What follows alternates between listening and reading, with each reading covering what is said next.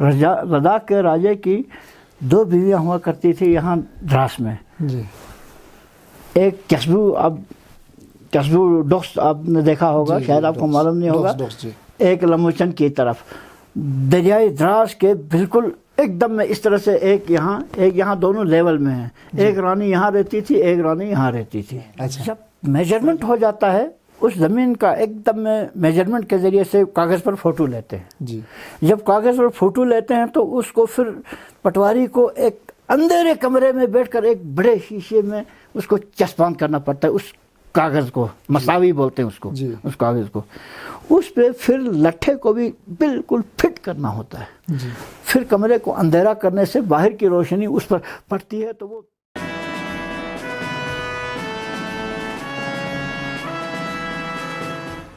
Hello, अस्सलाम वालेकुम, आदाब। मैं हूं अनवर सरपा और लेकर आया हूं आपका पसंदीदा कार्यक्रम रूबरू में आज के मेहमान से मुलाकात करने से पहले आप लोगों को ये बताना ज़रूरी समझता हूं कि यूट्यूब एनालिटिक्स के तहत हमारे जो व्यूवर्स हैं जो वॉइस ऑफ लद्दाख को देखते हैं, 70% लोगों ने अभी तक चैनल को सब्सक्राइब नहीं किया है।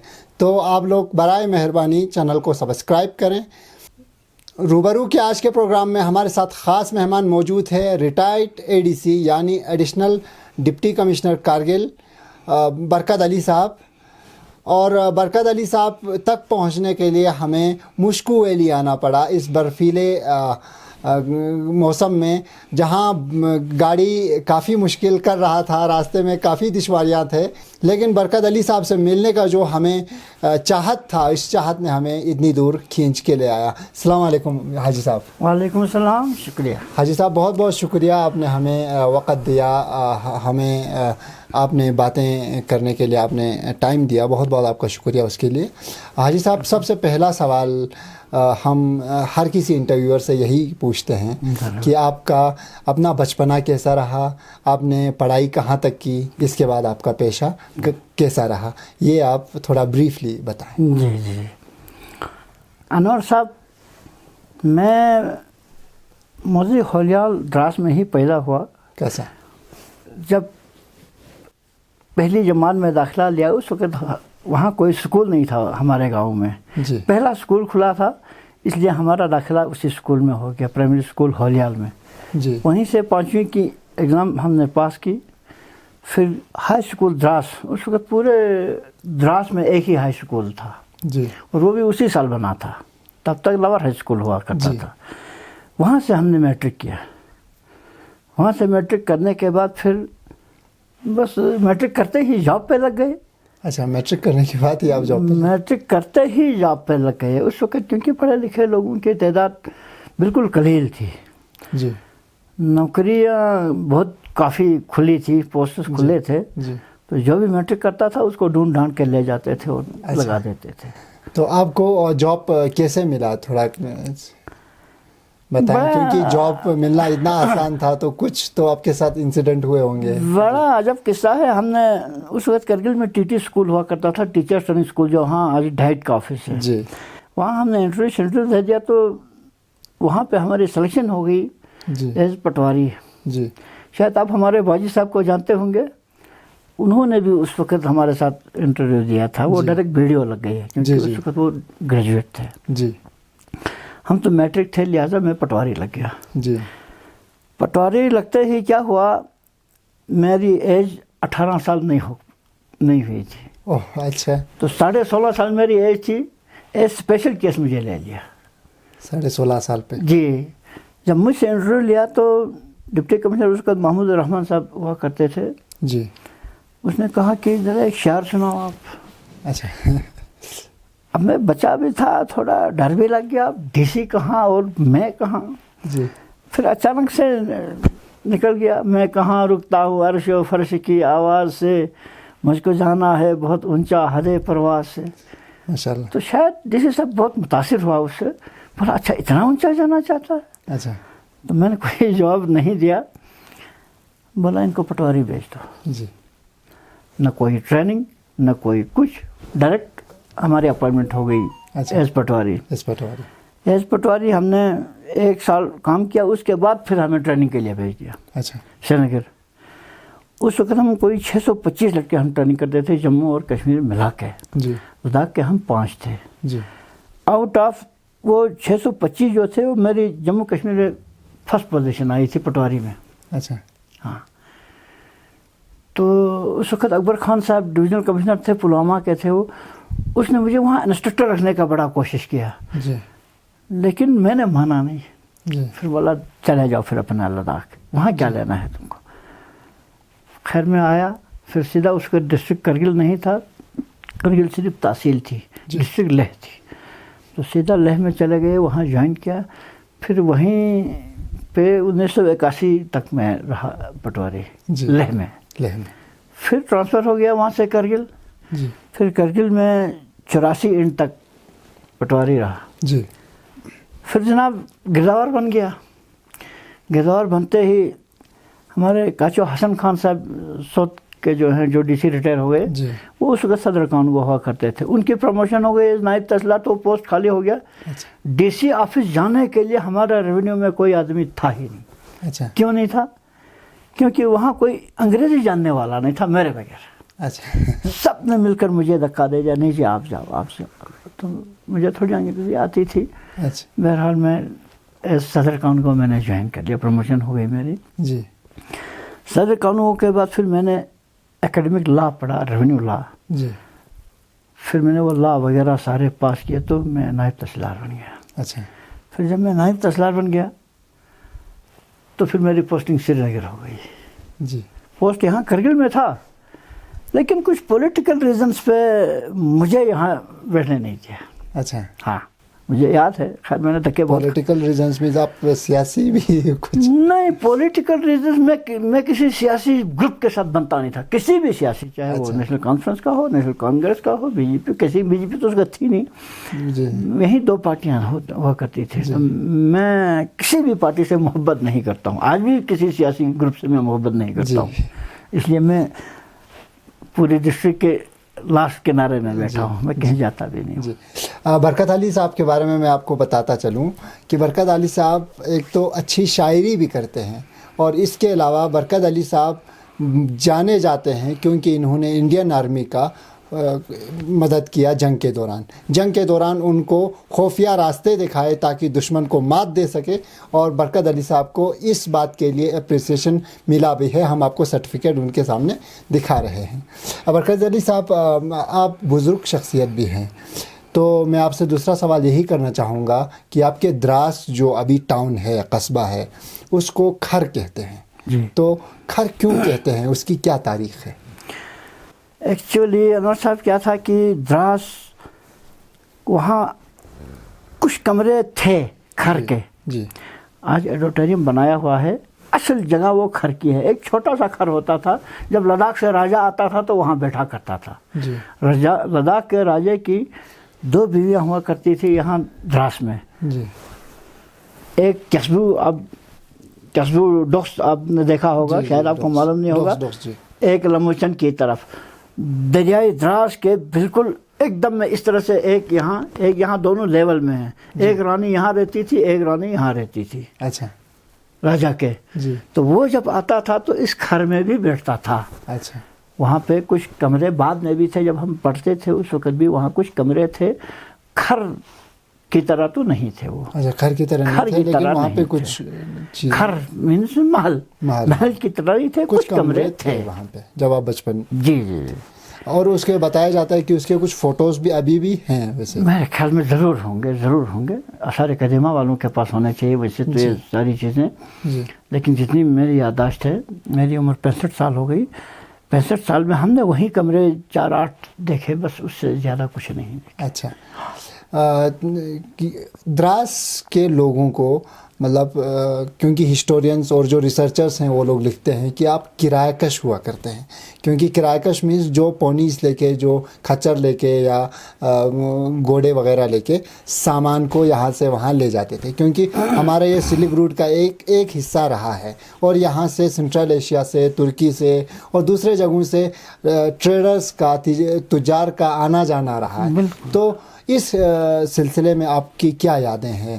آپ اس سلسلے میں آپ نے لوگوں سے سنے؟ ہمارے بزرگوں کا کہنا ہے، ہمارے بزرگوں کا کہنا ہے کہ یارکن وغیرہ سے اس وقت کافی تجارت ہوتی تھی جی، جب یہ 47 سے پہلے کی بات ہے، جب نہ ہندوستان تھا تو نہ پاکستان تھا، دونوں مل کر ایک ہندوستان تھے جی، تو اس وقت وہاں سے وہ یارکندی ہر بولتے ہیں ہم ان کو، ہیں جی، یارکن والے آتے تھے، وہ حج کو بھی جاتے تھے، تجارت کے لیے بھی جاتے تھے، تو ان کا جو سامان وغیرہ یہاں سے سری نگر سونمرگ تک پہنچانا، پھر واپسی پہ وہاں سے کرگل تک پہنچانا، یہ دراس والوں نے کافی ان ایام میں ان لوگوں کی خدمت ضرور کی ہے۔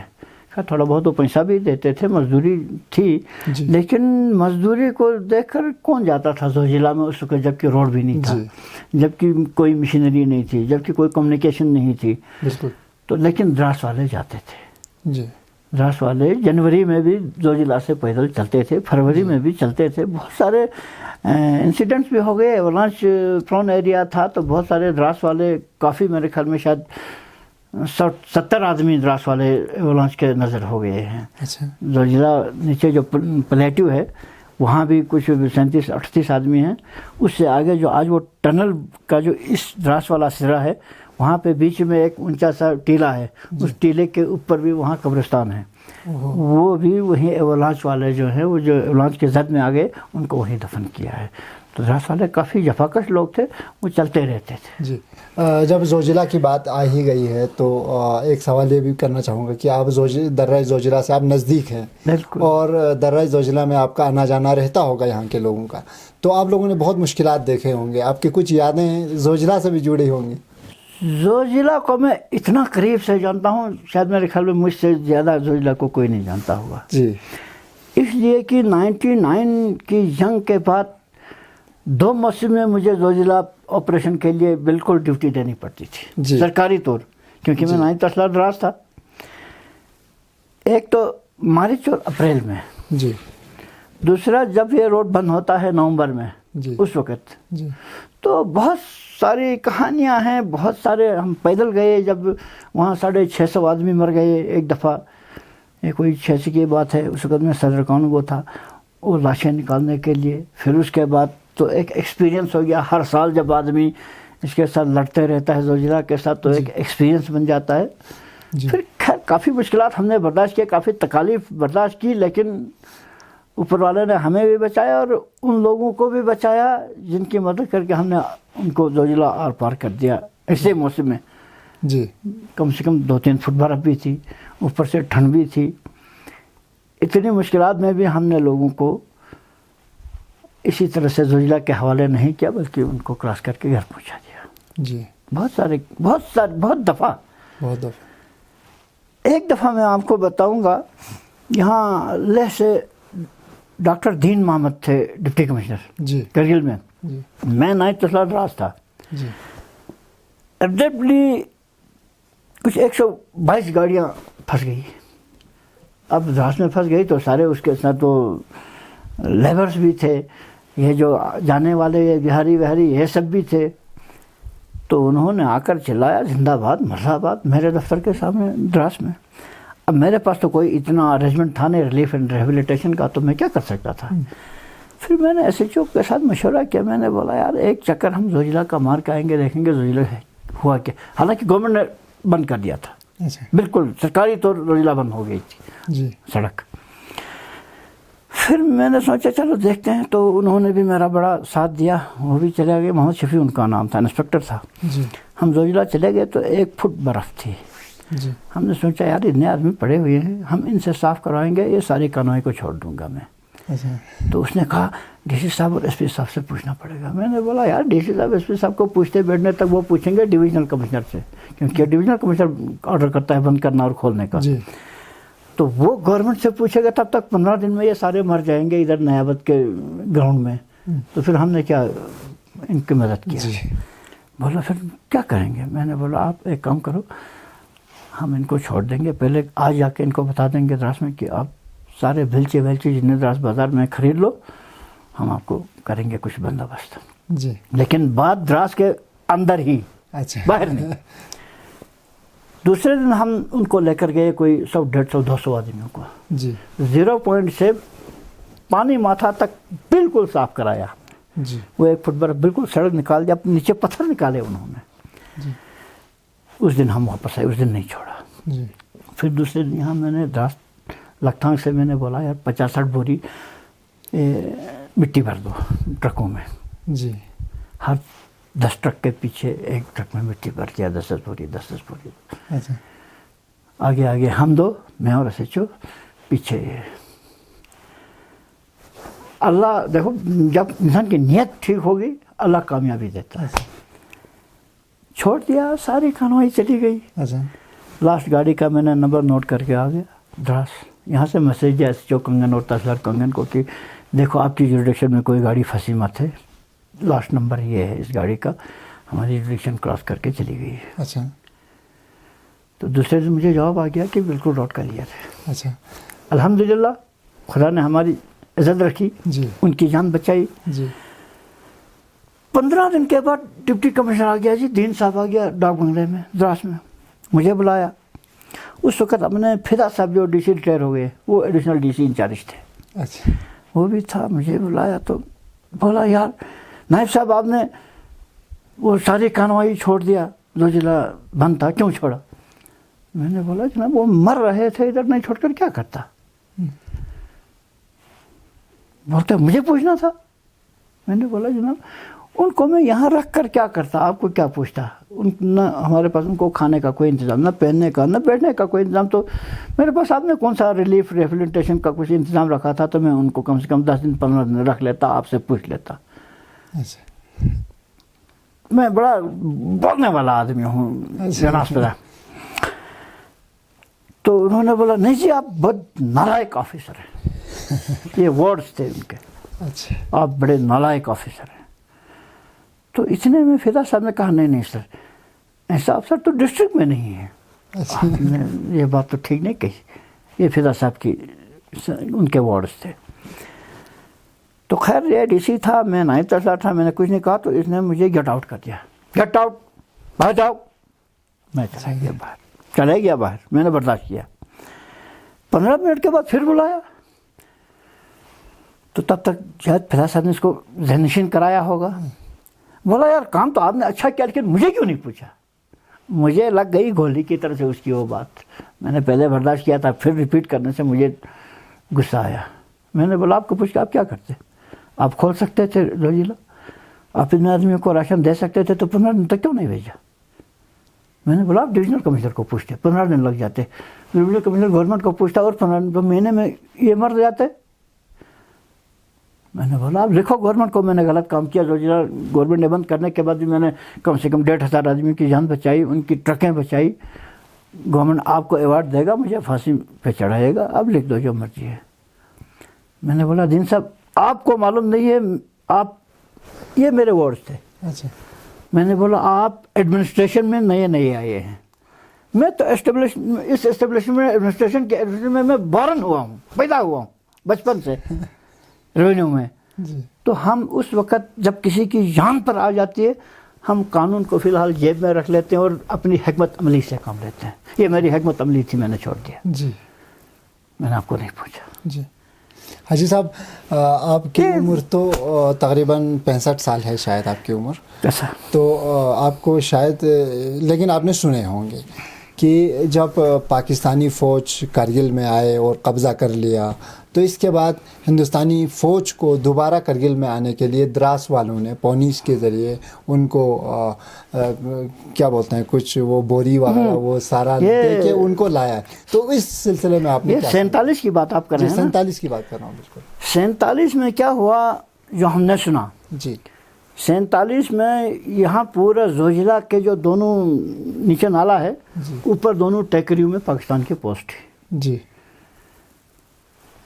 وہاں پہ نیچے پھر شیخ عبداللہ صاحب نے ہندوستان سے فوج منگائی. تو ان کو جو نیچے پلیٹیو ہے اس کا زوجیلا کا, جی نیچے بالتل میں, وہاں ان کا کیمپ لگ گیا.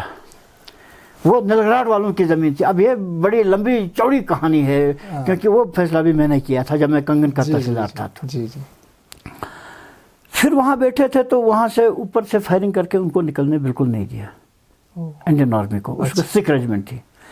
تو وہاں ایک لوکل آدمی تھا نلگراٹ کا.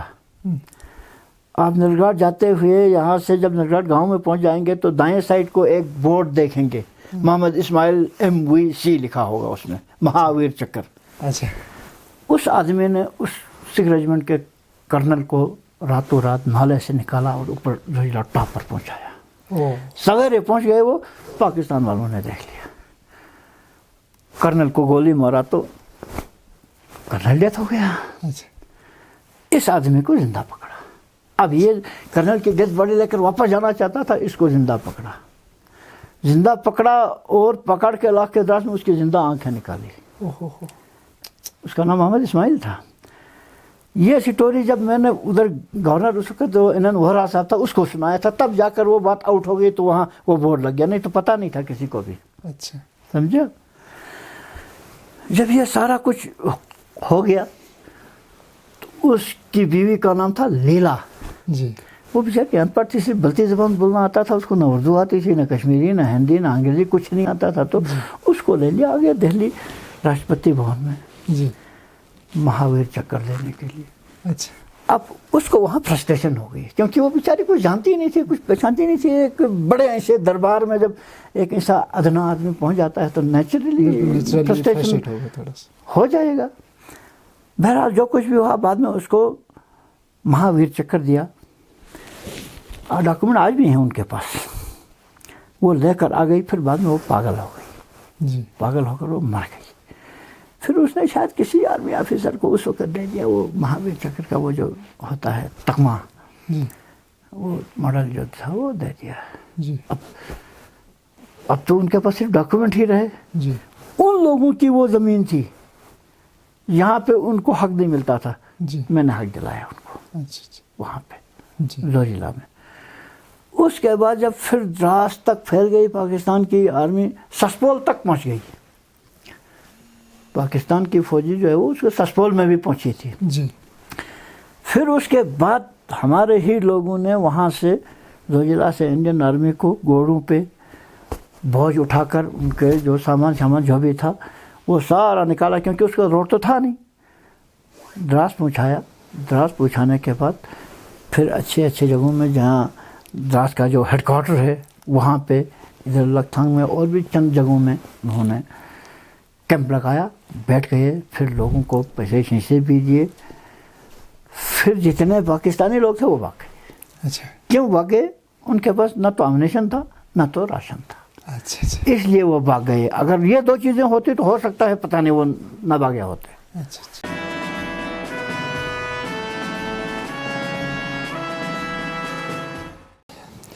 تو حاجی صاحب اگلا سوال میں یہ پوچھنا چاہوں گا, کیونکہ آپ ریونیو ڈپارٹمنٹ میں آپ نے زندگی گزاری, آپ نے بتایا آپ ریونیو ڈپارٹمنٹ میں پیدا ہوئے ہیں, کیونکہ آپ نے اتنے بچپن سے آپ نے ریونیو ڈپارٹمنٹ میں کام شروع کیا. میں سوال یہ کرنا چاہوں گا حاجی صاحب کہ ہمارے یہاں جو ریونیو ریکارڈز بنے ہیں, کیونکہ پارٹیشن کے بعد بھی بہت کچھ ہوا, تو ریونیو ریکارڈز جو بنے ہیں وہ پہلی بار کب بنے ہیں؟ بندوبست قانونی بولتے ہیں اس کو. جب پہلا بندوبست شروع ہوا تب تک کوئی قانون نہیں تھا یہاں. جی. پوری جے میں نہیں تھا. جی. بندوبست قانونی بولتے وہ 1958 بکرمی میں ہوا. اچھا. 1958 بکرمی میں شخصی راج تھی. جی. ہر ایک گاؤں کے لیے ایک پٹواری, ایک گرداور, ایک نائب تحصیلدار. 1958 بکرمی, آج 2079 بکرمی ہے. اچھا. 120 سال پہلے کی بات میں کر رہا ہوں. پھر اس 1958 بکرمی میں جتنی غلطیاں ہو گئی تھیں ان سے 1965 بکرمی میں اس کو امینڈمنٹ کیا, ترمیم بندوبست کیا. جی. وہ بالکل 100% صحیح کیا ہے. اچھا. ہاں 100% صحیح ہوا ہے. اب آج بھی بندوبست کرتے ہیں, آج کرتے ہیں ETS کے ذریعے سے, الیکٹرانک ٹوٹل اسٹیشن کے ذریعے سے کرتے ہیں. میرے خیال میں کیا کہوں گا, اب یہ گورنمنٹ کی مرضی ہے, ورنہ یہ کام بکواس ہے. اور کیونکہ میں نے بہت ساری جگہوں میں پڑتال کیا ہے اس کا. جی. ہاں, اس بندوبست کا. جی. کہیں بھی ٹھیک نہیں ہے. قبضہ آپ کا ہے, ریکارڈ میں میرا نام چلتا ہے. موقع پر گھاس چرائی دکھاتا ہے, وہاں سکول بنا ہوا ہے. ہماری ہی بات نہیں، گاندربل میں بھی میں نے وہاں بھی پڑتال کیا جب میں تحصیلدار کنگن تھا، head quarter assistant to D C Ganderbal تھا، میں نے پڑتال کیا 2 جگہوں، کہیں بھی صحیح نہیں ہوا جو آج بندوبست کرتے ہیں ATS کے ذریعے سے۔ وہی ٹریڈیشنل میتھڈ جو تھا وہ سب سے بہترین میتھڈ تھا۔ آج بھی اگر کوئی میری بات مانتا ہے تو میں ریکمینڈ کروں گا کہ اسی طرح سے ہونا چاہیے۔ اب آپ کو میں ایک بات بتاؤں گا، آپ کرگل بازار کو لیجیے، کیا کرے گا ATS؟ وہاں ایک مالک نے 50 آدمیوں کو بھیجا ہے، ان 50 نے اور 50 کو بھیجا وہیں رقبہ، کیا کرے؟ کسی کے پاس کوئی ڈاکومنٹ نہیں ہے۔ کرگل کے دکانداروں کے پاس کسی کے پاس ڈاکومنٹ ہے کہ یہ میری دکان ہے؟ کوئی ڈیمارکیشن ہو سکتی ہے اس کی؟ ایون کرگل میں تو لٹھا ہی نہیں ہے۔ اسی طرح سے بہت ساری جگہ جہاں نہ لٹھا ہے نہ ریکارڈ ہے۔ اب پٹواری بھی ڈر کے نہیں جاتے ہیں، آج موقع پر گاؤں میں کھیت پر گرداوری کرنا ہوتا ہے، کھیت پر کس کا کھیت ہے، کس نے کیا بویا ہے، کیا ٹھیک ہے، بردی برآمدی مت ہوئی ہے، یہ ساری چیزیں دیکھنے کی ہوتی ہیں۔ پٹواری ڈر کے نہیں جاتے ہیں کیونکہ وہاں اب 10-20 سال سے کبھی گرداوری ہوئی نہیں ہے تو موقع پر کلیش ہونے کا خطرہ ہے۔ جب کلیش ہو جائے گا تو پٹواری بیچارے کے پاس وہ طاقت نہیں ہے جو فیصلہ کر سکے۔ میں نے اپنی سروس میں جو گرداوری کی ایز پٹواری ایز گرداور، میں نے کھیت پر کیا۔ ہاں، میرے پاس وہ صلاحیت تھی، میں 2 آدمی کا فیصلہ جھگڑا تو کیا اگر کچھ بھی ہوگا میں فیصلہ کر سکتا تھا۔ جو آپ نے لاٹھا ورڈ کا استعمال کیا، میں نے پہلے بھی سنا ہے، لاٹھا رس پہ پورا وہ ہوتا ہے، بالکل وہ کیا ہوتا ہے؟ وہ تھوڑا سا صحیح سے سمجھائیں۔ جب میجرمنٹ ہو جاتا ہے اس زمین کا، ایک دم میجرمنٹ کے ذریعے سے کاغذ پر فوٹو لیتے ہیں۔ جب کاغذ پر فوٹو لیتے ہیں تو اس کو پھر پٹواری کو ایک اندھیرے کمرے میں بیٹھ کر ایک بڑے شیشے میں اس کو چسپاں کرنا پڑتا ہے، اس کاغذ کو مساوی بولتے ہیں اس کو، اس کاغذ کو، اس پہ پھر لٹھے کو بھی بالکل فٹ کرنا ہوتا ہے۔ پھر کمرے کو اندھیرا کرنے سے باہر کی روشنی اس پر پڑتی ہے تو وہ اس کاغذ کی جو لکیریں ہیں وہ ایک دم میں اس کپڑے پر آ جاتی ہیں، بس اسی کو کھینچنا ہوتا ہے، کشید کرنا ہوتا ہے ہر ایک کو اسی طرح سے۔ پھر اس کے بعد اس کے جو ڈائمنشن ہوتے ہیں، لمبائی چوڑائی کونے وغیرہ، یہ سب ٹھیک، اس کو کروکان بولتے ہیں، وہ سب ٹھیک کرنے کے بعد پھر جتنے بھی ذمہ دار آفیسران ہیں، پٹواری گرداور نائب تحصیلدار، یہ جب سائن کر دیتے ہیں وہ ایک ایتھینٹک چیز بن جاتی ہے، پھر اس کے حساب سے موقع پر کوئی بھی تنازع حل ہوتا ہے۔ آج کہاں ہے وہ؟ اور یہ گرداوری جو ورڈ آپ یوز کر رہے ہیں، یہ کیا ہوتا ہے؟ گرداوری ہو گیا، یہ اس کا جو ٹرانسلیشن ہم کریں گے تو ادھر ادھر گھومنا۔ اب پٹواری کہاں گھومے گا؟ پٹواری کا گھومنا جو ہو گیا وہ کھیت کو دیکھنا ہے زمیندار کے۔ گرداوری، ہاں، اس میں پچھلے سال کس الف کی کاشت تھی، اس سال بے کی کاشت ہے۔ پچھلے سال اس میں گندم بویا تھا، آج گرم بویا ہے یا آج خالی چھوڑا ہے۔ یہ سارے جو تغیرات آئے ہیں اس میں، ان تغیرات کو اس رجسٹر میں امپلیمنٹ کرنا ہوتا ہے۔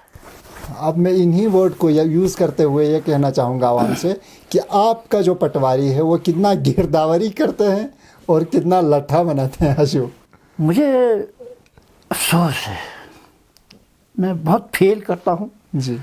میں جب یہاں SDM دراس تھا، میں نے 15-16 پیج پہ ایک رپورٹ بنائی، ریونیو ریکارڈ کے بارے میں، سیٹلمنٹ کے بارے میں، بندوبست جو کر رہے ہیں ان کے بارے میں، ہر ایک چیز کے بارے میں، ایون ریونیو آفیسرز کی ٹرانسفر اینڈ ایڈجسٹمنٹ کے بارے میں 15-16 پیج کی ایک رپورٹ بنائی انگلش میں نے سب کو بھیج دیا، ڈویژنل کمشنر کو، فائنانشل کمشنر کو، ریونیو سیکرٹری کو، ڈائریکٹر لینڈ ریکارڈ کو، DC کرگل کو، DC لیک کو، ADC کرگل، AC کرگل، جتنے بھی کنسرن پوری اسٹیٹ کے اندر، اس وقت تو اسٹیٹ تھی نا۔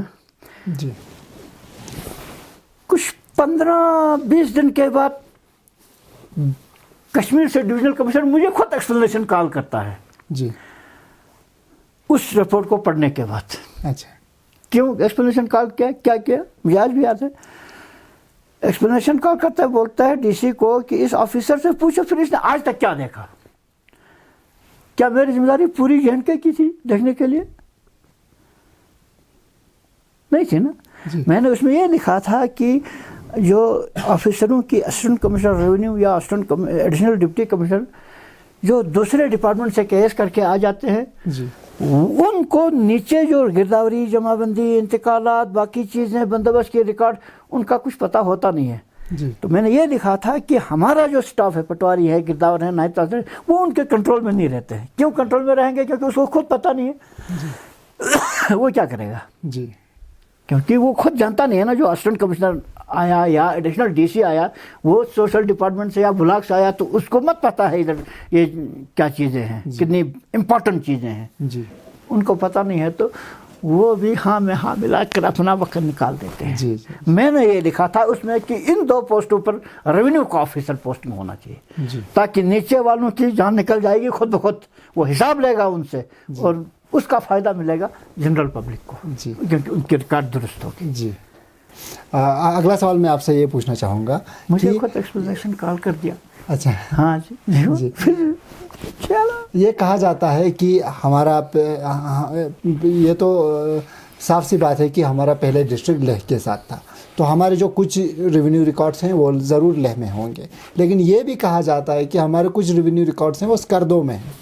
تو آپ اس بارے میں کیا کہنا چاہیں گے؟ کتنا ریکارڈس ہے؟ اگر اسکردو میں ہے تو آج ہمیں پریشانی نہیں ہوتا ہے، کیا ہوتا ہے آپ جانتے ہوں گے. اس کی تفصیل اس طرح سے ہے کہ اسکردو وزارت ہوا کرتا تھا، جی، وزیر وزارت. جی، اس وقت ڈپٹی کمشنر نہیں ہوتا تھا، وزیر وزارت تھا. وہ 6 مہینے لیہ میں رہتا تھا، 6 مہینے وہاں رہتا تھا. تو لداخ بھی وزارت تھی، کیونکہ وزیر رہنے سے تو وزیر وزار رہنے سے وہ بھی وزارت. 2 وزارت ہوتی. تو ہماری جو کرگل یا لیہ کے ریکارڈ جو ہے وہ اسکردو میں نہیں ہے، نہ ان کی ہمارے پاس ہے. اچھا، ہاں، یہ غلط فہمی ہے، یہ سنی سنائی بات ہے اچھا، کہ ہماری اسکردو میں ہوگی. ہماری ساری لیہ میں تھی. جی، جب یہ 2 ڈسٹرکٹ الگ ہو گئے، ہم نے لیہ سے سارا پورا محافظ خانہ کرگل کا لایا اور کرگل میں رکھا ہے. اچھا. ہاں، اب ہمارا کوئی ریکارڈ کہیں پہ نہیں. اچھا، کرگل میں ہی ہے. کرگل میں ڈسٹرکٹ الگ ہوا تو لیہ سے بھی یہاں پہ وہاں سے بھی لایا ہم لوگوں نے. جی، ہاں بالکل لایا. اچھا، جو کاہچرائی لینڈ ہم بولتے ہیں وہ کیا ہوتا ہے؟ اس پہ کن کا حق ہوتا ہے؟ کاہچرائی 2 قسم کی ہے، میں آپ کو بتاؤں گا. جموں اور کشمیر میں وہ میجرڈ لینڈ ہوتی ہے، اس کا بندوبست میں میجرمنٹ کیا ہوا ہوتا ہے، ریکارڈ مال میں اس کا اندراج ہوتا ہے. جی. لداخ ریجن کے لیے میجرڈ کاہچرائی کہیں نہیں ہے. یہ جتنے بھی اونچے اونچے پہاڑ ہیں، یہ ہماری کاہچرائی ہے. اس میں ہمارے حدود دیے ہوئے ہیں گاؤں کے، کون سا گاؤں کہاں تک بکری چرا سکتا ہے، گائے چرا سکتا ہے، لکڑی لا سکتا ہے، گوبر لا سکتا ہے. ہمارے پہاڑوں میں ہوتے ہیں، گھاس ہوتی ہے. مثلا ہمارے دراز کے پہاڑوں میں پرنگوس ہو، گھاس ہوتی ہے. وہ اپنا اپنا یہ کر کے ہوتا ہے. اچھا، اس میں بھی میجر بالکل نہیں ہے، پوری لداخ کے اندر نہیں ہے، جس میں کرگل بھی شامل ہے. جی، کہیں بھی میجر نہیں ہے کاہچرائی. ہم چراتے ہیں کھلے میں. جی. اور یہ کہا جاتا ہے کہ ہمارا جو ریکارڈ ہے، ریونیو ریکارڈ ہے، وہ اردو لینگویج میں ہے. بالکل. اور ابھی ریسنٹلی ایک وہ آیا کہ جو آپ کا پٹواری ہوگا اس کے لیے اردو ابھی ضروری نہیں ہے. تو جب ہمارا ریکارڈ اردو میں ہے اور پٹواری کے پاس اردو نہیں ہے تو اس سے کیا اثرات مرتب ہو سکتے ہیں؟ میرے خیال میں جنرل پبلک کے لیے، دیکھیں پٹواری کو تو تنخواہ مل جاتا ہے. جی. جنرل پبلک جو ہے سفر کرے گی. جی. کیونکہ یا تو ہندی میں یا انگلش میں اس کا ٹرانسلیشن ہونا چاہیے ریکارڈ کا. جی. لیکن اس ریکارڈ کا جو ٹرانسلیشن کرنا اتنا آسان نہیں ہے. جی. میں کہتا ہوں کہ آج ہمارے محکمے میں کتنا ہی جاننے والا ہوگا، وہ ہمارے اندرونی جو حصص ہوتے ہیں، یکچارم، در، نصف، ان کا حصہ نہیں کر سکتا ہے، تو وہ ہندی میں کچھ کیسے ٹرانسلیشن کرے گا اس کو. جی. یہ تو بہت بادریشن والی بات ہے. جی. یہاں ایسا ہونا چاہیے ٹریڈیشنل میتھڈ سے پوری زمین کا، ہر ایک گاؤں کا، ہر ایک کھیت کا، ہر ایک پلاٹ کا پیمائش ہو، اور وہ پہلے سے ہی ہندی میں بنے، اردو میں بنے، یا انگلش میں بنے، یا انگلش میں بنے. جی. اردو میں تو ہے، اردو میں تو ہے آلریڈی. اردو میں تو ہے، انگلش میں بنے. لیکن جب تک یہ چیز اس طرح سے نہیں ہوگی تب تک آپ 1000 ٹرانسلیشن کرو اس کو، وہ 1001 غلطیاں ہوں گی اس میں. جی. کوئی ٹرانسلیشن کرنا اتنا آسان نہیں ہے. جی اچھا، یہ نیلا گڑھ میں آپ کا کافی واہوائی ہو رہا ہے لوگوں کے درمیان کہ آپ نے ان کے زمینوں کو ان کا حق دلایا، یہ کہتے ہیں، تو کیا کہانی ہے؟ آپ تھوڑا تفصیل سے بتائیں، آپ نے ان کا نصف تو میں نے سنایا، تھوڑا پہلے بتایا، تھوڑا مجھے اندازہ ہوا۔ میری پوسٹنگ ہوئی ایز تحصیلدار کنگن، جی، تو وہاں جب یاترا چلا تو میں یاترا افسر بھی تھا، جی، تو پولیس والے تھے ہمارے ساتھ، ساری چیزیں تھی، یاترا بھی چل رہی تھی، تو ابھی چلنے والی تھی، 2008 کی بات ہے۔ گورنر صاحب نے میٹنگ لے لیا، کیونکہ اس وقت آپ کو یاد ہوگا وہ جو رگڑا جب چلا، جی، کچھ زمین اتنے 100 کنال جو ہے وہ 2008 میں شرائن بورڈ کو ٹرانسفر ہو گئی بول کے ایک گورنمنٹ آرڈر ہو گیا، تو ہم سب گئے۔ جی، بہت سارے سیکٹریز آئے تھے، فارسٹ کا سیکٹری تھا، یہاں ریونیو کے سیکٹری تھے، اور بھی اپنا جو چیف سیکٹری بعد میں ریٹائر ہو گیا بی وی ویاس صاحب، وہ اس وقت گورنر صاحب کا کمشنر سیکٹری تھا۔ جی، تو ویاس صاحب مجھے بہت قریب سے جانتا تھا، کیونکہ جب وہ ڈپٹی کمشنر تھا تو میں اس کا نائب تحصیلدار تھا، جی، وہ مجھے بہت اچھی طرح سے جانتا تھا۔ بہرحال بڑی دنیا تھی ادھر، گورنر صاحب نے میٹنگ لے لی، ڈی سی صاحب بھی آئے گاندربل سے، سارے نصب سیکٹریٹ ادھر تھا۔ ہم میٹنگ میں بیٹھ گئے تو اب صوفے شوفے لگے ہیں، سارے بڑے لوگ بیٹھے ہیں، میں تھوڑا آگے کھڑا ہوں، تو میں نے اپنا اس جگہ کا لٹھا فکس کیا، ایسے ہی ایک چھوٹی سی ٹیبل میں فکس کر کے پنشن لگا کر، گورنر صاحب جہاں جس صوفے میں بیٹھنا تھا ان کے سامنے میں نے فکس کر دیا۔ اب فارسٹ والے بھی ہیں، 2 ڈی ایف او آئے تھے، ایک ڈی ایف او سندھ آیا تھا اور ڈی ایف او ڈیمارکیشن آیا تھا، انہوں نے بھی بہت بڑی فائل اٹھا کر آئی ہے، ان کے پاس بھی ایک نقشہ تھا، انہوں نے بھی ایک سائڈ سے وہ فکس کر دیا۔ اب اس کی بریفنگ کرنی ہے گورنر کو، کوئی آسان بات نہیں ہے۔ تو میں بیٹھا ہوں، اتنے میں بی بی ویاس صاحب نے بولا تحصیلدار کے کنگن کو بلاؤ، یہ ہز ایکسیلنسی کو یہ بریفنگ کرے گا اس میپ کے بارے میں۔ تو میں گیا سامنے گیا تو گورنر صاحب نے مجھے غور سے دیکھا، کیونکہ میں بڑا ویل سوٹڈ بیٹھا تھا، جب میں سرچ میں تھا تو ابھی بھی آپ ٹائی سے وہ دیکھو ابھی لگی ہوئی ہے ادھر، میں ٹائی سے سوٹ اٹھا، اور میں یہ سفید جو ہے ایک نظر آتی ہے آپ کو، الگ الگ ٹوپیاں بھی رکھتے، میں بالکل آپ کو بتانا چاہوں گا۔ تو یہ ٹوپی بھی میں ہیڈ لگا کر تھا، تو بولا آپ کہاں کے ہیں؟ میں نے بولا جناب میں لداخ کا ہوں۔ بولا یہ آپ کی ہیڈ بڑی اچھی لگتی ہے۔ میں نے بولا جناب یہ تو ہے۔ بولا مجھے دکھاؤ، میں نے اتارا اور ان کو دکھا دیا، ویسے یہ نیلون کی ہے، آپ دیکھنا پسند کریں گے؟ دکھاؤں گا آپ کو، بعد میں دیکھیں گے۔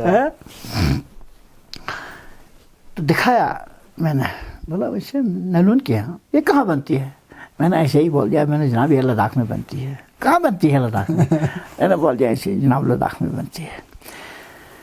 تو اب صوفے میں ایک سائڈ میں ڈپٹی کمشنر بیٹھے ہیں گاندربل کے، کیونکہ وہ کنسرن تھا، اس کو تو امیڈیٹلی ایکسپلین اسی کو کرنا تھا۔ گورنر بیٹھے ہیں، ایک سائڈ سے خالی تھا، اس نے گورنر نے مجھے کہا بیٹھو یہاں۔ میں نے بولا نہیں سر، کہاں آپ اور کہاں میں نہیں بیٹھ سکتا ہوں آپ کے ساتھ، میں کھڑا ٹھیک ہوں اسی طرح سے۔ بولا نہیں بیٹھنا پڑے گا، مجھے زبردستی بٹھایا۔ میرے خیال میں شاید بہت سارے آفیسروں کا خون سوکھ گیا اس سے۔ ہاں، جب تحصیلدار کنگن کو گورنر نے اپنے پاس بٹھایا تو بولا اچھا ذرا سناؤ یہ قصہ کیا ہے؟ میں نے بولا جناب معاملہ اس طرح ہے، یہ زمین ہے، اس کے ساتھ 1 کنال 18 مرلہ جو ہے وہ قبرستان بھی ہیں۔ یہ زمین نلگراٹ والوں کی ہے، نہ شرائن بورڈ کی ہے، کیونکہ جناب تو چیئرمین ہیں شرائن بورڈ کے، آپ کا کلیم ہے شرائن بورڈ کی ہے، فارسٹ والے کلیم کرتے ہیں ہماری ہے، لیکن ہمارے پاس جو ریکارڈ ہے ہم اس کی مدد سے بولتے ہیں یہ ان دونوں کی نہیں ہے، نلگراٹ والوں کی ہے۔ یہ نلگراٹ والے آج سے 250 سال پہلے جناب ہمارے لداخ سے مائگرنٹ ہو کر آ گئے، وہاں قحط سالی ہو گئی، اب میں نے کچھ جوڑ بھی دیا نا، وہاں قحط سالی ہو گئی تو یہ وہاں سے مائگرنٹ ہو کر یہاں آ کر اس پلین جگہ میں انہوں نے یہاں رہائش رکھا، اس زمین کو آباد کیا، یہاں ان کے کچھ آدمی بھی مرے ہیں، قبرستان ہے 1 کنال 18 مرلے، یہ نمبر خسرہ ہے، باضابطہ میں نے ریکارڈ کر کے رکھا تھا۔ تو آج ان ہی لوگوں کو یہاں پیر رکھنے کے لیے جگہ نہیں، اجازت نہیں ہے، نہ گورنمنٹ اجازت دیتی ہے، نہ شرائن بورڈ اجازت دیتا ہے. بولتے اچھا آپ کے پاس کیا ثبوت ہے؟ میں نے بولا جناب یہ لٹھا ہے، آج سے 116 سال پہلے بنایا ہوا، اس کے ساتھ مثل حقیقت ہے، جو اس کے ساتھ جب یہ بن گیا تو پھر اس میں کاغذات میں یہ امپلیمنٹ ہو گئی، مثل حقیقت بنایا بندوبست میں. تو فارش والوں نے بھی وہاں کچھ ایک نائب تحصیلدار ہمارا ہوتا ہے ڈپٹیشن میں، پٹواری گردار بھی ہوتے ہیں، ان کو لایا تھا ڈسکس کرنے کے لیے. بشیر احمد تھا ایک نائب تحصیلدار ایک سوپور کا، اس کو لایا تھا. میں نے بولا بشیر دیکھو تم ابھی ہم سے بحث کرنے کے لیے آئے، تم ہمارا ڈپارٹمنٹ کا آدمی ابھی ڈپٹیشن میں ہے. میں کل ایس سی صاحب کو ریکویسٹ کر کے آپ کو یہاں ٹرانسفر کر کے یہ ریکارڈ آپ کے حوالے کرتا ہوں. آپ ان غریب زمینداروں کا پروٹیکشن کیسے کریں گے ان کی لینڈ کا؟ میں نے بولا یہ یاد رکھنا آپ کی کتنی سروس ہو گئی، اب اتنی بڑی دنیا سن رہی ہے. میں نے بولا آپ کی کتنی سروس ہو گئی؟ بولا جناب ہمارا کوئی 20-25 سال ہو گیا. میں نے بولا میری 30 سال سروس ہو گئی. یہ یاد رکھنا میں سینئر افسر ہوں آپ کا، کل آپ میرے انڈر بھی آ سکتے ہیں. اسی طرح سے بات کھلے کیا میں نے جہاں بھی کیا، اوپر والے کی مہربانی سے. تو میں نے بولا آپ کیسے پروٹیکشن کریں گے، آپ ابھی فارسٹ والوں کو دینے کے لیے آئے ہیں یہ زمین؟ اس نے ہینڈ اپ کر دیا. میں نے گورنر صاحب کو بتایا جناب یہ ان کی ہے. جب یہ یہاں پہ بیٹھے تھے تو اس سائڈ سے اور اس سائڈ سے دونوں طرف سے ایولانچ آ گیا، ان کے 2-3 گھر دب گئے، 5-6 آدمی مر گئے، تو یہ ڈر کے نیلگراٹ بھاگ گئے، وہاں آج بیٹھے ہیں. اور یہ اس آدمی کی زمین ہے جس نے انڈین آرمی کے سکھ ریجیمنٹ کے کرنل کو رات کا سہارا اندھیرے میں نیچے نالے سے 47 میں اوپر چڑھایا تھا، لیکن پاکستان والوں نے گولی مارا، اس کی آنکھیں نکالا. یہ اس کی زمین ہے اور شرائن بورڈ کلیم کرتا ہے اس کی زمین کو کہ ہماری ہے. یہ کیسے ٹرانسفر ہو سکتی ہے؟ فارش والوں کو کیسے ٹرانسفر ہو سکتی ہے؟ تو بولتا آپ کیا چاہتے ہیں؟ یہ گورنر صاحب بولتے مجھے آپ کیا چاہتے ہیں؟ میں نے بولا جناب میں چاہتا ہوں کہ زمین رہے شرائن بورڈ کے پاس، لیکن ان کو کرایہ تو ملے. یہ مر رہے ہیں بیچارے، دنیا ادھر ٹینٹ لگا کر پیسہ کماتی ہے، ان کو ٹینٹ لگانے کے لیے بھی جگہ نہیں ہے، تو لہٰذا ان کو کرایہ تو ملنا چاہیے. بولا کتنا کرایہ بنتا ہے ان کا؟ کیلکولیشن کر کے رکھا تھا 500 روپیہ فی کنال کے حساب سے، اس وقت 5 لاکھ وہ بنتا تھا، کوئی 5,96,000 کچھ بنتا تھا. میں نے بولا جناب اتنا بنتا ہے. بیوی یہ سب کو بولا چک کاٹ کے ان کے حوالے کرو. یہ دیکھو خدا کی حکم ایسی ہوتی ہے اوپر سے. وقت کا تقاضا ہے، ورنہ حاجی صاحب کے پاس بہت کچھ کہنے کے لیے ابھی باقی ہے. حاجی صاحب ایک تو بہت بن ٹھن کے رہتے ہیں، ابھی بھی ٹائی رکھتے ہیں، بہت سارے کیپس رکھتے ہیں. حاجی صاحب بالکل اپنے آپ میں ایک مطلب کیا کہیں آپ لوگوں کو، اپنی مثال آپ ہے. میں بس آخری سوال کے ساتھ، حاجی صاحب کے پاس بہت کچھ ہے بتانے کے لیے، لیکن ابھی وقت کا تقاضا ہے کہ ہم بہت زیادہ کچھ نہیں لے سکتے ہیں. تو آخری سوال کے ساتھ حاجی صاحب سے ہم رخصتی چاہیں گے کہ حاجی صاحب آپ کے زندگی کا ایک عجیب سا واقعہ جو ہمیشہ آپ کے ساتھ یاد رہتا ہو، ہمیشہ آپ کے ذہن میں رہتا ہو. دوران سروس کیسا؟ 99 کی جنگ تھی. کیسا؟ جب میری پوسٹنگ ہو گئی 13 مئی کو یہاں فائرنگ ہو گئی. یہاں اسی دن میں نے جوائن کیا تھا نائب تحصیلدار تراس. فائرنگ ہو گئی، ابھی میں نائب تحصیلدار کی کرسی میں بیٹھا ہی نہیں تھا کہ گولے برسنے شروع ہو گئے پاکستان کی طرف سے. پھر مجھے یہاں کی جتنی 18,000 پبلک کو شفٹ کر کے سانکو منجی سے آگے سانکو پنکھر تک مجھے ان کو سیفر پلیسز میں پہنچانا پڑا. اور پھر واپس آ کر میں خود بیٹھا رہا. I was providing porters and ponies to army, اسی لیے مجھے یہ سرٹیفکیٹ بالکل ملی ہے. میں واحد آدمی تھا جس نے جان کو نہیں دیکھا، بال بچوں کو نہیں دیکھا، گھر بار نہیں دیکھا، پبلک کو امیڈیٹلی شفٹ کیا اور پھر انڈین آرمی کی مدد کیا. لیکن گورنمنٹ نے مجھے کم سے کم 1 منٹ پروموشن کرنا تھا، اس وقت نہیں کیا.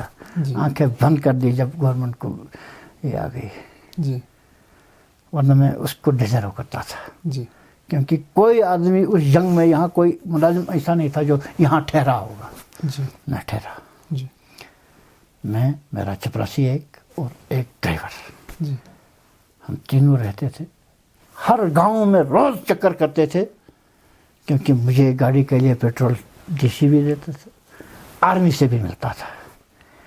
میں نے ان یہاں گمری میں ان کا انچارج تھا، جنرل تھا مہندر پوری صاحب، ان کے ساتھ بھی میٹنگ کی.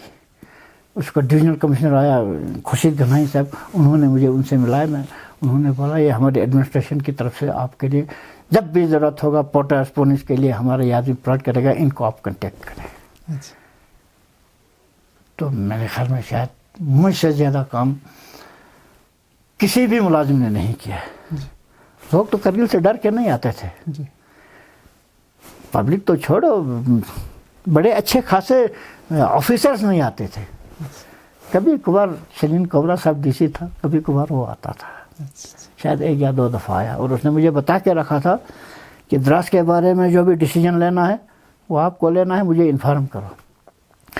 اس بات کو لے کر میں نے 18,000 پبلک کو ریلیف دیا راشن. میرے پاس پاور نہیں تھا لیکن دیا. کتنا دیا؟ 1 کلو چاول، 1 کلو آٹا پر ہیڈ. تو 18,000 کو دیا تو کافی ہو گیا. دوسرے دن ڈی سی نے بولا ایکشن ٹیکن بائی دی نائب تحصیلدار دراس از ہیئر بائی کنفرمڈ. اب دے دو بولو ذرا آج کسی اے ڈی سی کو اگر ہمت ہے تو. میں نائب تحصیلدار تھا، میں نے دے دیا. کسی کی جان بچانے کے لیے تو ہم لوگ بیٹھے، ورنہ ملازم کس لیے بیٹھا ہے. بالکل. بہت بہت شکریہ حاجی صاحب.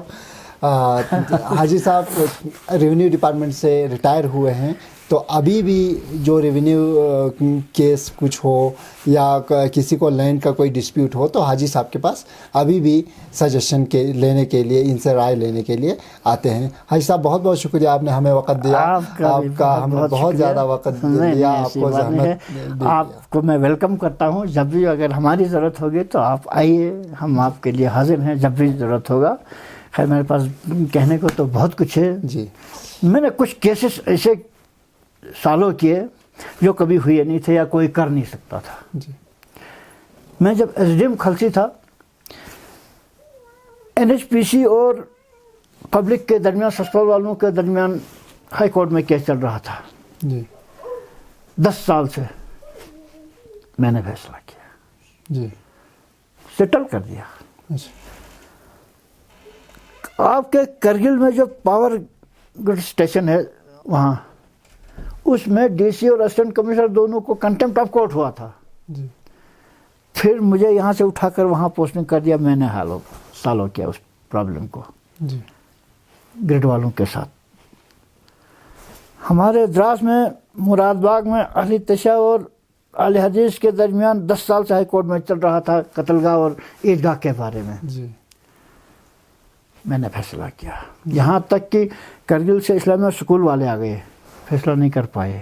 آئی کیمٹی والے آئے، فیصلہ نہیں کر پائے. اہل حدیث نے اوپر سے جمعیت لائی، ان کے عالم لائے، فیصلہ نہیں ہوا.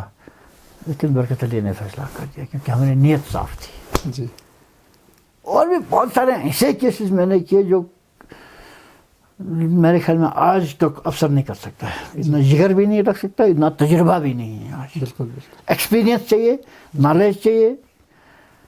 تو اللہ کے فضل سے شاید آج سارے ریونیو والوں کو معلوم ہے، میں ان کو پڑھاتا بھی تھا. جتنے بھی نائب تحصیلدار آج ہیں یہ سارے میرے اسٹوڈنٹ ہیں، لیہ میں ہوں یا کرگل میں ہوں یا کنگن میں ہوں. بہت بہت شکریہ، سب کو پڑھاتا تھا. بہت بہت شکریہ حاجی صاحب. Thank you.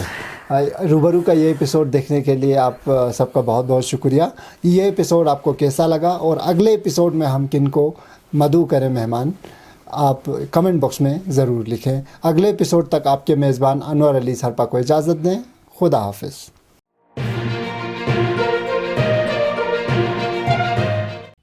مقامی، قومی اور بین الاقوامی خبروں سے باخبر رہنے کے لیے چینل کو لائک، شیئر اور سبسکرائب کریں. ساتھ ہی بیل آئیکن دبانا نہ بھولیں.